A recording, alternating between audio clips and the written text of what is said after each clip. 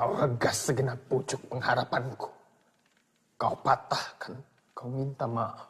Demikianlah perempuan.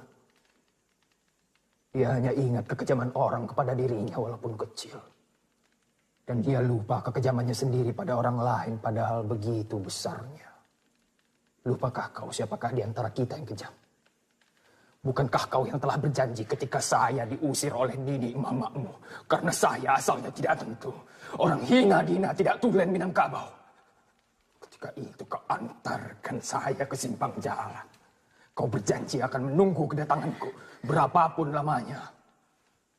Tapi kemudian kau berpaling ke yang lebih gagah. Kaya raya, berbangsa, beradat, berlembaga, berketurunan. Kau kawin dengan dia. Kau sendiri yang bilang padaku bahwa perkawinan itu bukan paksaan orang lain. Tetapi pilihan hati kau sendiri. Hampir saya mati menanggung cinta. 2 bulan lamanya saya tergeletak di tempat tidur. Kau jenguk saya dalam sakitku. Menunjukkan bahwa tangan kau telah berinai. Bahwa kau telah jadi kepunyaan orang lain. Saya kirimkan surat-surat meratap menghinakan diri, memohon dikasihani. Tiba-tiba kau balas saja surat itu dengan suatu balasan yang tersudu di itu. Tak termakan di ayam. Kau katakan bahwa kau miskin, saya pun miskin. Hidup tidak akan beruntung kalau tidak dengan uang.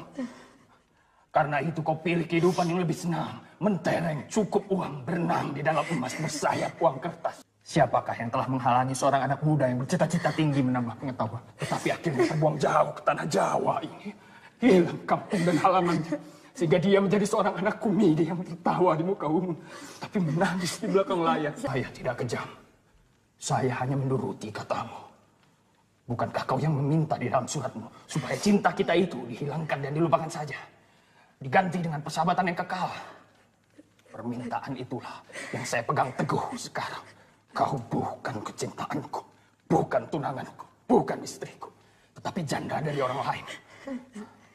Maka itu, secara seorang sahabat, bahkan secara seorang saudara, saya akan kembali teguh memegang janjiku dalam persahabatan itu. Sebagaimana teguhku dahulunya memegang cintaku. Itulah sebabnya, dengan segenap ridho hati ini, kau kubawa tinggal di rumahku untuk menunggu kedatangan suamimu. Tetapi kemudian, bukan dirinya yang kembali pulang, tetapi surat cerai dan kabar yang mengerikan. Maka itu, sebagai seorang sahabat pula, kau akan kulepas pulang ke kampungmu, ke tanah asalmu, tanah Minangkabau yang kaya raya, yang beradat berlembaga, yang tak lapuk di hujan, tak lekang di panas.